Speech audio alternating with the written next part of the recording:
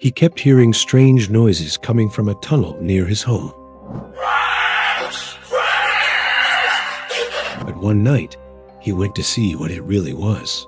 At first, he thought it was just animals. But every night, the same clicking sounds echoed from deep inside.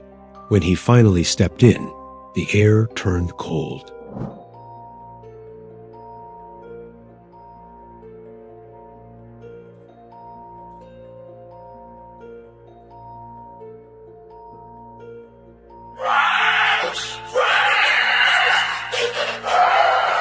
Then, he saw something standing at the end of the tunnel, human-shaped but wrong. Its arms were too long, its head twisted sideways, and when it opened its mouth, the growl nearly deafened him. What do you think he saw in that tunnel? Please share your theories and consider following for more intriguing stories.